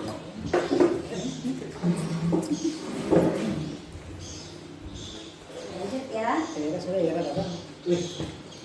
Segitiga restitusi. Di dalam segitiga restitusi ada beberapa hal yang kita bisa lakukan. Ada 3 hal, Pak. Menstabilkan identitas, validasi kebutuhan, kemudian menanyakan keyakinan. Di sini di menstabilkan identitas, kita stabilkan bahwa setiap orang tentu pernah melakukan kesalahan. Kemudian kamu bukan satu-satunya yang memiliki kesalahan. Kemudian di validasi kebutuhan, kamu tentu punya alasan mengapa melakukan hal tersebut. Kemudian adakah cara yang lebih efektif untuk mendapatkan apa yang kamu butuhkan. keyakinan, nilai-nilai apa yang telah kita sepakatkan. Sini Pak, kita perlu sepakat Bapak Ibu dengan murid-murid kita. Mereka ini menjadi seperti apa? Untuk membuat anak yang merasa gagal karena berbuat salah menjadikan titik terhadap dirinya di dalam menciptakan identitas. Guru bisa misalnya berkata, berbuat salah itu hal yang manusiawi, tidak ada manusia yang sempurna. Bapak atau ibu guru juga berbuat salah, kemudian kita pasti bisa menyelesaikan permasalahan ini. Kemudian bapak atau ibu guru tidak tertarik untuk mencari siapa yang benar dan siapa yang salah. Bapak ibu lebih tertarik untuk menyelesaikan masalah ini. Bagaimana menyelesaikan masalah ini? Karena tentunya Bapak Ibu, jika kita bertanya siapa yang salah, tidak ada yang mau mengaku bersalah. Kalau kamu menyalahkan dirimu sendiri terus menerus, apakah kamu bersikap baik pada dirimu sendiri? Kemudian di memvalidasi kebutuhan. Bagaimana anak-anak merasa kebutuhannya bisa dipenuhi. Kamu bisa saja kan melakukan hal yang lebih buruk, tapi kamu tidak melakukannya. Kamu pasti punya alasan mengapa kamu melakukannya. Terus hal apa yang penting bagi kamu. Kemudian kamu boleh tetap berusaha menjaga sikap itu, tapi tambahkan sikap yang lain, yang baru. Maukah kamu belajar cara lain untuk mendapatkan yang kamu butuhkan, tanpa harus memukul?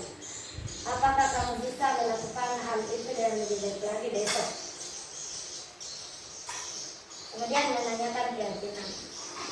Anak melihat kesalahannya dihubungkan dengan norma sosial dan nilai-nilai yang mendasari manusia dan guru berkata, apa nilai yang kita percaya di kelas setelah kita membentuk keyakinan kelas?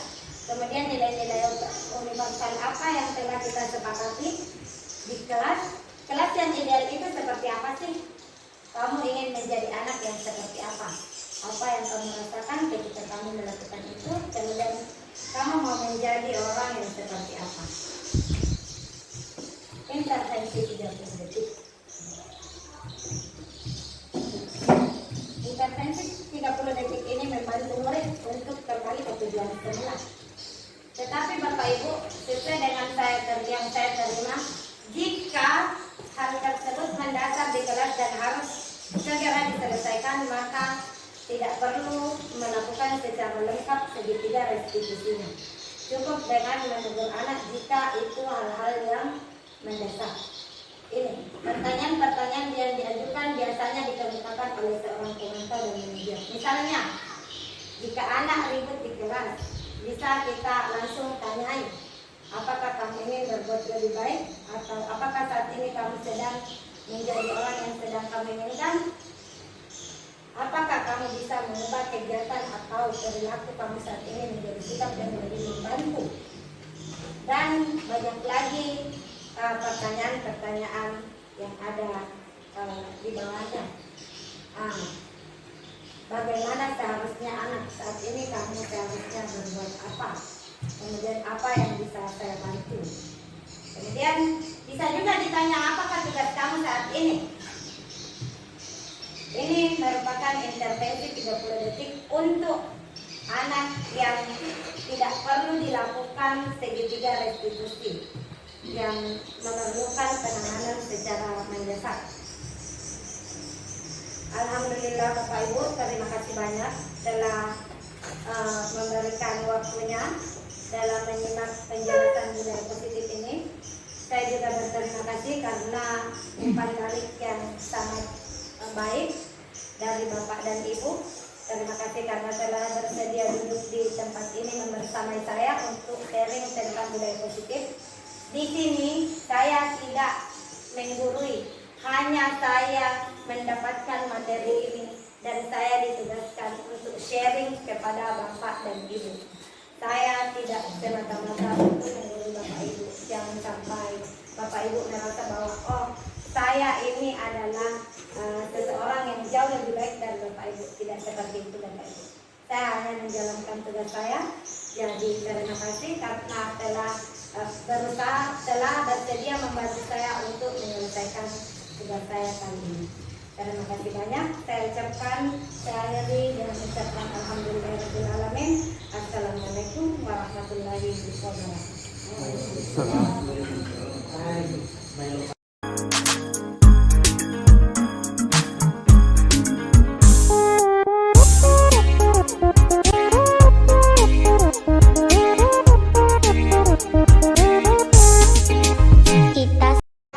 Assalamualaikum warahmatullahi wabarakatuh.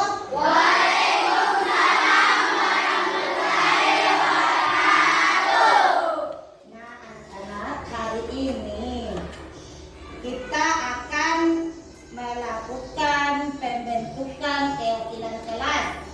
Namun, sebelum kita melakukan itu, kita terlebih dahulu apa yang dilakukan kalau pertama kita masih belajar? Membaca doa. Ya, silakan maju yang memimpin doa. Yang punya giliran hari ini untuk memimpin doa, silakan maju ke depan. Siapa? Upi. Ya, silakan Upi maju. Ya, maju. Ya.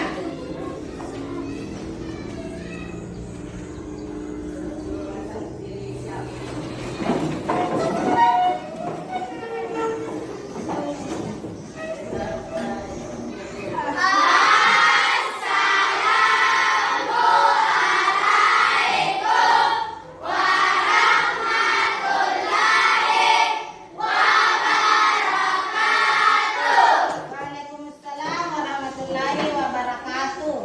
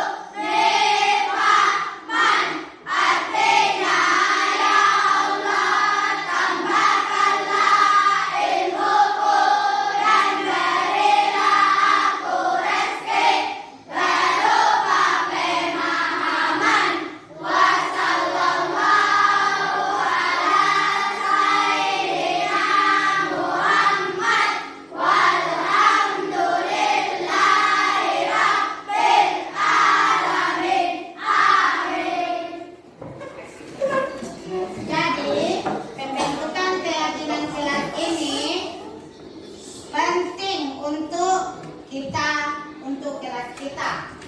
Kenapa penting? Karena banyak sekali aturan-aturan yang biasa kita langgar.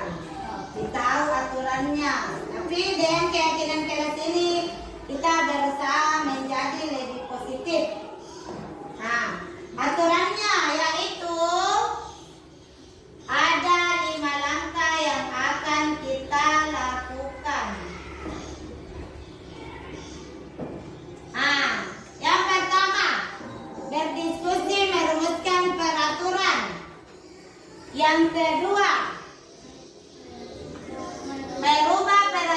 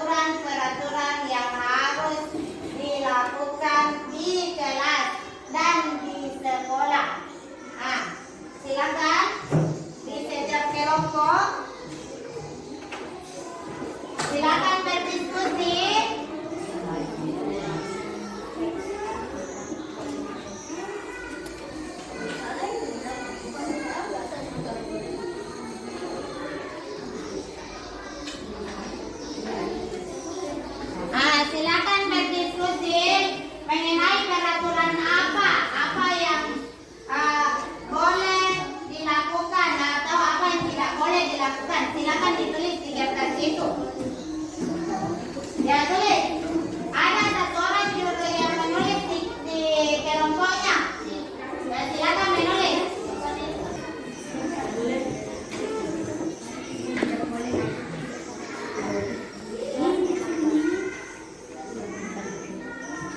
Ya, apa? Paling sedikit 10 ya, satu kelompok.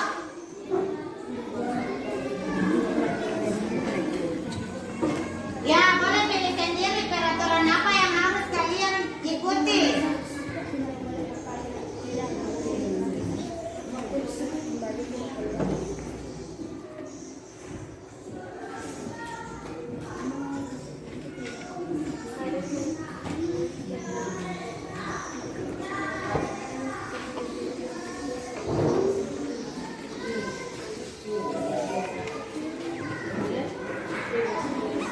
Ya, setiap kelompok ya.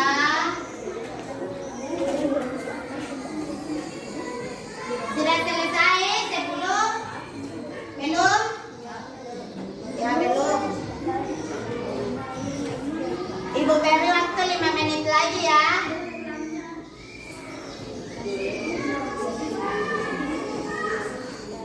Apa Wahyu?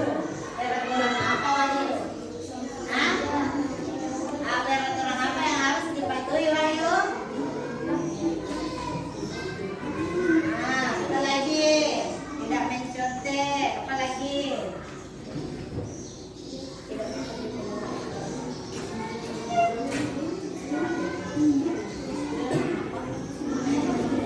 Kelompok 1 terakhir. Kelompok 5 sekarang yang ditunjuk.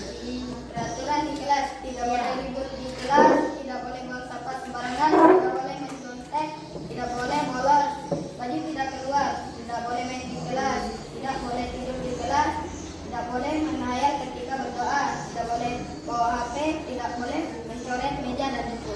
Ya, karena terakhir tadi kelompok 1 ya silakan kelompok 1 bacakan.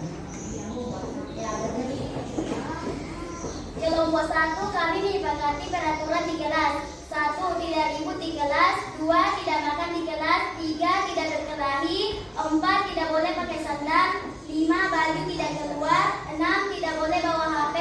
7. Tidak boleh pukul meja. 8. Tidak boleh main di kelas. 9. Harus kerja tugas. 10. Tidak boleh bolos. Ya, dari 6 kelompok tadi ini ada 60. Karena 10 satu kelompok. Tapi banyak yang sama. Nah, ibu minta setiap kelompok menuliskan 2 di atas. 2, kalau 2 berarti 12 ya, karena 2 peraturan satu kelompok. Silakan satu perwakilan kelompoknya menulis 2 aturannya di atas. Kelompok 1 memilih yang mana?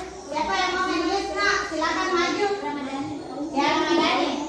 Ya, pilih 2 saja, ditulis di atas. Dan yang lain pilih yang belum tertulis ya. Ya, Ramadhani silakan maju nak. Kelompok 1. Diurutkan saja di kelompoknya. Ya, yang mana?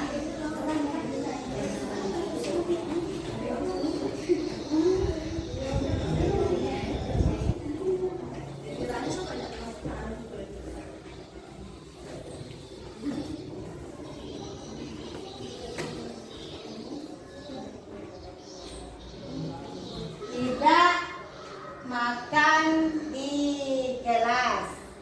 Jadi yang tidak makan ini tidak boleh lagi ditulis. Pilih 2 saja. Nomor 2 apa? Tidak boleh pakai sandal. Ya. Nomor 2.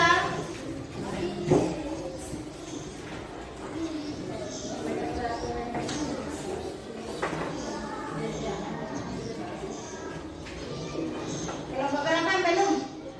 4. 3 dan 4.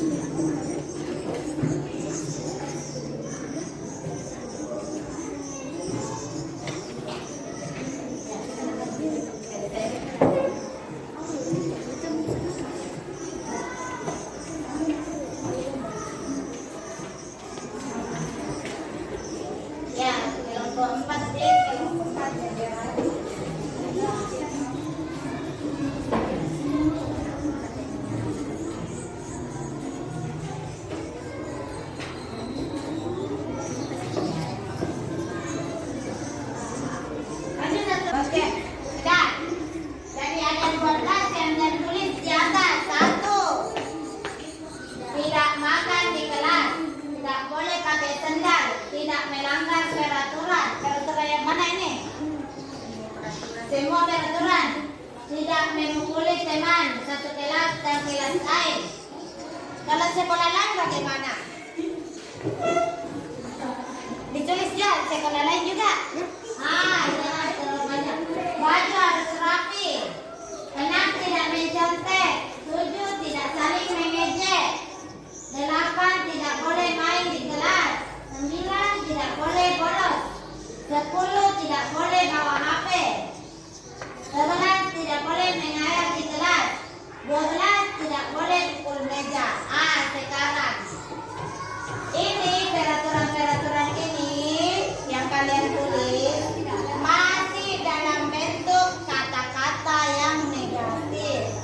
Nah, tugas yang kedua merubah peraturan ini menjadi kata-kata yang lebih positif. Silakan lihat kelas 6, lihat di sini. Ini diubah menjadi kata-kata positif. Silakan diskusikan dulu dengan teman kelompoknya untuk mengubah ini kata-kata yang ada di atas ini 12 ini yang ini untuk menjadi kata positif. Iya, semuanya. Atau yang kalian tulis saja bagaimana? Ya, yang kalian tulis saja dua satu kelompok. Ya. Kemudian ditulis di sini. Bagaimana ini dalam banyak tulisannya aku?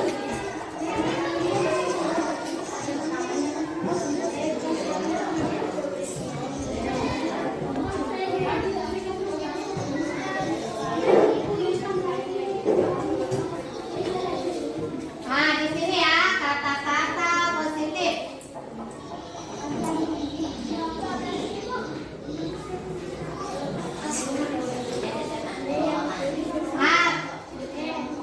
Apakah 12-12-nya? Boleh 12-12-nya. Tapi kalau kalian bilang yang 2 saja, punyaku sendiri, silakan. Punya tak sendiri. Ya, ada yang sudah bisa tuliskan kata positifnya? Kelompok berapa? Ya, yang ditulis kelompok di atas. Silakan diskusikan di kelompoknya.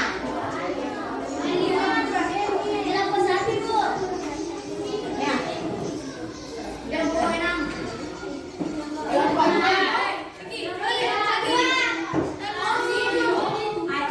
Tunggu. Di sini nak. Jangan diganti.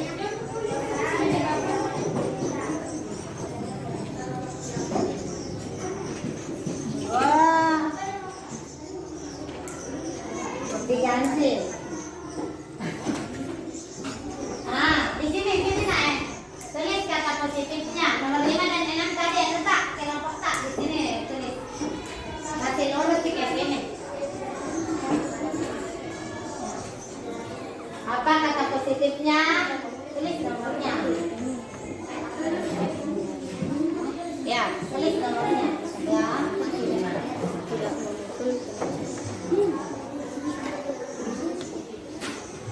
Oke. Kelompok berapa lagi yang mau menyusul? Sudah. Ya, kelompok 1. Kelompok 2 siap? Ya, silakan maju. Kalau selesai ini kita main menulis.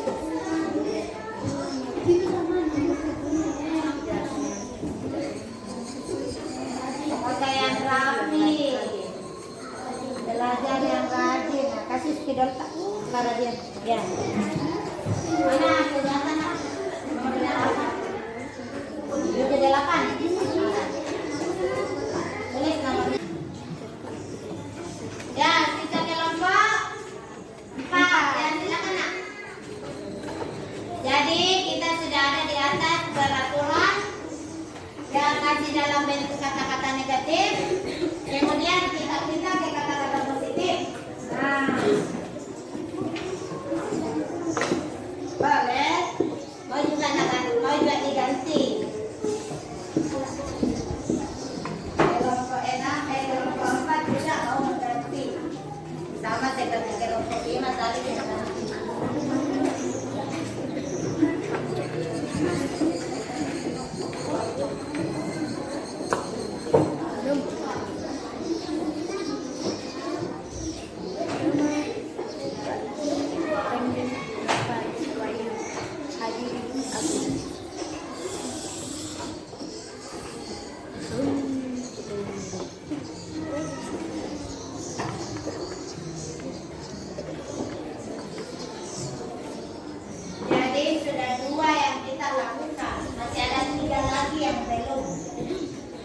Itu yang nomor 3. Menyatukannya menjadi nilai-nilai kebajikan.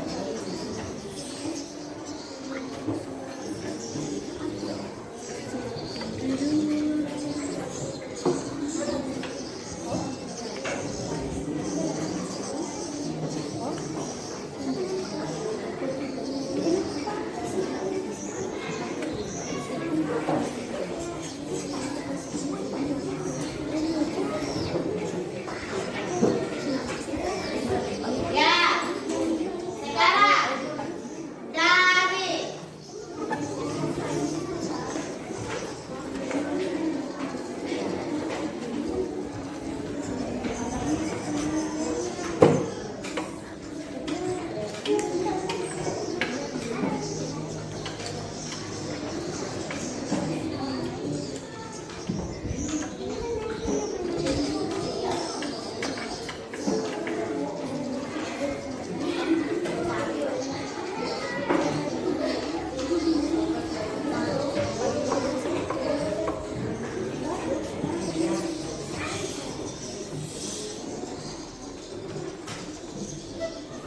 ya. Sekarang dilihat di atas sudah ada di sini, sebelah sini, sebelah kanan peraturan kelas 12 yang kalian tulis 2 setiap kelompok. Kemudian disadikan menjadi kata-kata positif yang di sebelah kirinya. Ini sudah jadi kata-kata positif semua. Sekarang kita pindah ke tahapan ketiga, yaitu menyarikan peraturan-peraturan menjadi nilai kebajikan atau keyakinan kelas. Nah, sekarang silakan dilihat di atas. Nomor 1 ini termasuk apa nilai kebajikannya? Nomor 1 sampai nomor 12. Setiap kelompok menuliskan apa nilai kebajikan di atas tapi tadi nak yang masih kosong di bawahnya atau masih ada kosongnya? Kertas yang ibu bagikan tadi silakan ditulis kira-kira nilai kebajikan apa yang termasuk di atas di yang kalian tulis. Ya, nilai kebajikan apakah dibikin itu di atas ya? Atau punya akal sendiri yang 2 itu apa nilai kebajikannya? Iya, iya 2 aja yang kita tulis sendiri. Ya, apa nilai kebajikannya?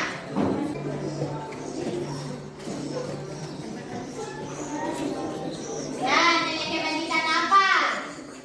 Yang pertama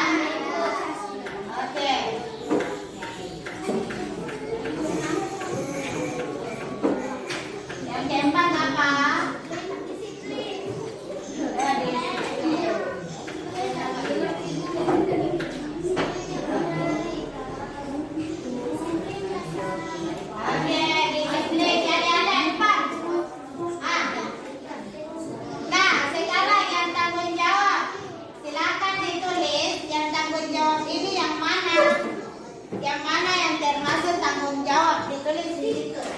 Di atas yang mana yang termasuk tanggung jawab.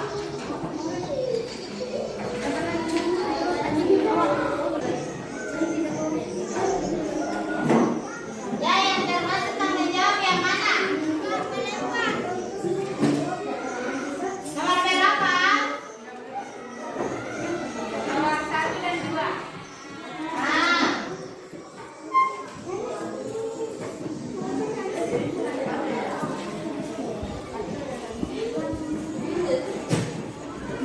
Itu tanggung jawab yang mana?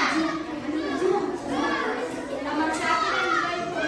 Nomor 1. Apa itu nomor 1? Ya.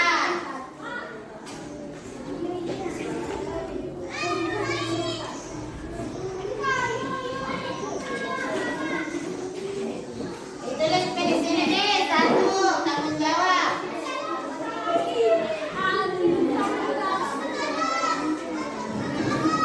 Yang kedua, tidak boleh pakai semangat. Yang ketiga, toleransi. Yang keempat, disiplin. Nah, ini tanggung jawab termasuk yang mana? Kelompoknya siapa tadi yang menulis termasuk tanggung jawab? Nah, silakan maju, tulis di situ di datanya.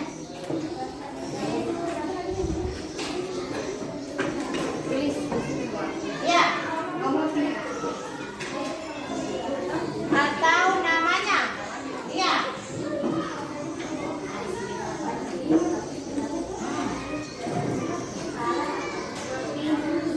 Ya. Yang termasuk tanggung jawab nomor berapa? Nomornya ini supaya cepat nanti kita kasih pindah ke dalam ke laptop baru dikasih bagus. Nomornya saja nomor 3. Nomor ya, terus apa lagi? Yang keempat. Sudah semua? Ya, sudah. Berarti di sini ada nilai kebajikan yang sudah kalian tulis, tanggung jawab, semangat, toleransi, dan disiplin. Nah, sekarang karena kalian punya langkah selanjutnya itu adalah ini yang keempat, berdiskusi mengenai perilaku yang mencerminkan keyakinan di kelas. Itu yang seperti huruf T. Nah, ini yang seperti huruf T.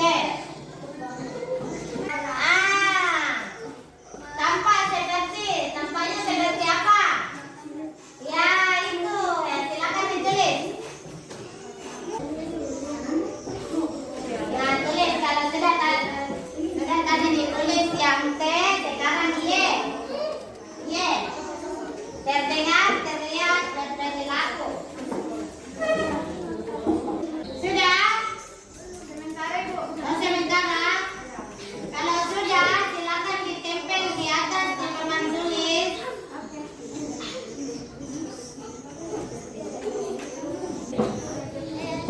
Sudah, Bu. Sudah? Yang sudah silakan tempel. Tempel bagaimana? Ditempel.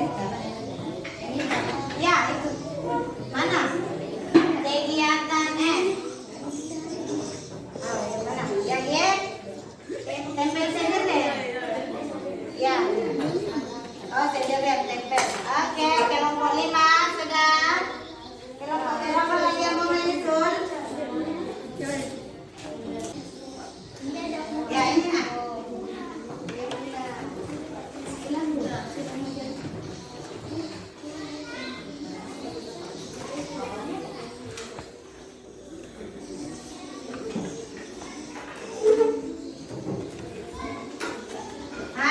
Jadi di sini kalian sudah tulis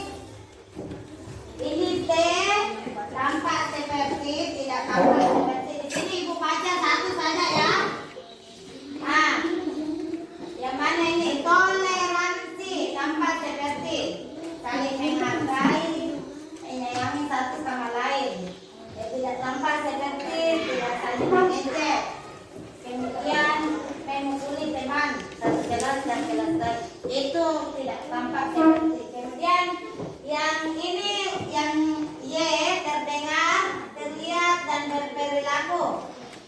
Terdengar, mana yang ibu akan baca? Terdengar izin, meminjam dan minta maaf. Kemudian terlihat memberi salam saat bertemu. Kalau kita memberi salam. Kemudian bersemangat dalam belajar. Kemudian menghormati orang lain, berperilaku sopan, disiplin, jujur, saling menghormati dan bertanggung jawab. Apa kalian setuju dengan semua itu? Ya, setuju. Kemudian tugas guru dan tugas murid.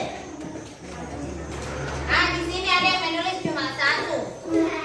Ada yang menulis beberapa. Ini ibu baca kelompok 3. Tugasnya ibu guru mengajar dan mendidik murid.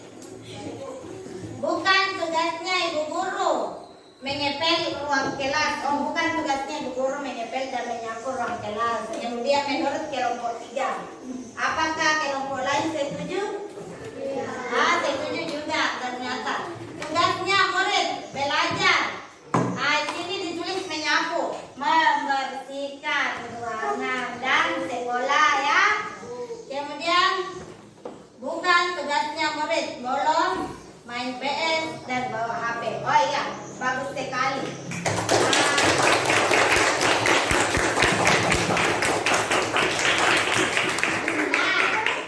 Sesuai dengan keyakinan jelas dengan tahapan-tahapan tadi ini, kita kesimpulannya kita punya 4 keyakinan jelas, yaitu 1 tanggung jawab, kemudian semangat, kemudian toleransi dan disiplin. Ini yang perlu kalian ingat, 4 ini. Apa yang dilakukan saat bertanggung jawab? Apa yang dilakukan saat semangat? Apa yang dilakukan saat toleransi? Kemudian saat disiplin.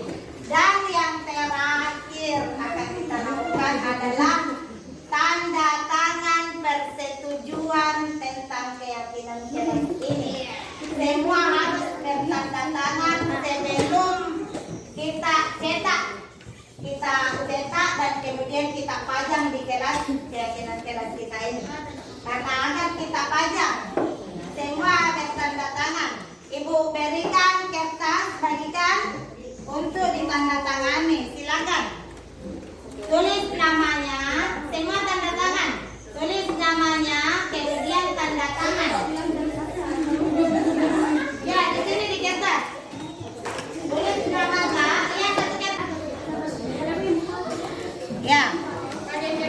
Ini kertasnya, nanti ibu bawa ke tempat. Ya.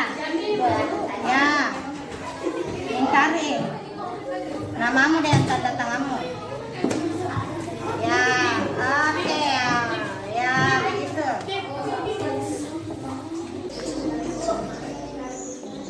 Ya.